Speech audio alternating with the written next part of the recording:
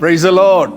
இன்றைய தினத்திலேயும் கர்த்தர் நம்மோடு என்ன பேசுகிறார் என்று வாக்குத்தத்தத்திற்காக நீங்கள் எதிர்பார்த்து காத்திருப்பீர்கள் என்று நான் நம்புகிறேன். கடந்த நாட்களாக தினந்தோறும் காலை பொழுதிலே ஆண்டவர் நம்மோடு பேசுகிற வார்த்தைகள் அநேகர்களுக்கு ஆறுதலும் அநேகர்களுக்கு ஆசீர்வாதமுமாக அமைகிறது என்ற சாட்சியை கேட்க ஆண்டவர் உதவி செய்கிறார். அதற்காக கர்த்தருக்கு கோடாகோடி நன்றிகளை நான் ஏறெடுக்கிறேன். இன்றைய தினத்திலேயும் ஆண்டவர் என்ன பேச போகிறார் என்று நீங்கள் ஒருவேளை எதிர்பார்த்து காத்திருக்கலாம். வெளிப்படுத்தின விசேஷம் 3வது அதிகாரம் அதனுடைய 8வது வசனத்திலே ஆண்டவர் இன்றைய தினத்திலே நமக்கு இப்படி சொல்லுகிறார்.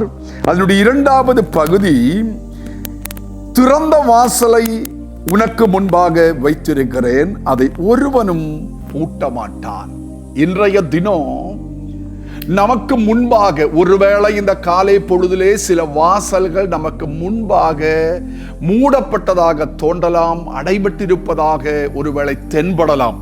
ஆனால் கர்த்தர் தெளிவாய் சொல்லுகிறார், இன்றைய தினம் உங்களுக்கு முன்பாக அடைபட்டிருக்கிற வாசல்கள் திறக்கப்படுகிற நாளாய் ஆண்டவர் மாற்றப் போகிறார். எந்த காரியத்தை நினைத்து நீங்கள் கலங்கி இருக்கிறீர்களோ, ஆமேன், அந்த காரியத்தில் எந்த வாசலுக்கு முன்பாக நீங்கள் நின்று நீங்கள் சோர்ந்து போயிருக்கிறீர்களோ, ஏன் ஆண்டவரே இந்த கதவு மூடப்பட்டிருக்கிறது என்று நீங்கள் கேள்வியோடு நிற்கிறீர்களோ, கர்த்தர் சொல்லுகிறார், அந்த வாசல்கள், அந்த கதவுகள் இன்றைய நாள் உங்களுக்கு ஆண்டவர் திறக்கிற நாளாய் மாறப்போகிறது. இந்த வார்த்தையை நம்புங்கள், விசுவாசியுங்கள். ஆண்டவர் எனக்காய் கொடுக்கிற வார்த்தை என்பதை ஏற்றுக்கொள்ளுங்கள். கர்த்தர் உங்கள் வாழ்க்கையிலே வார்த்தை நிறைவேற்றுவாராக.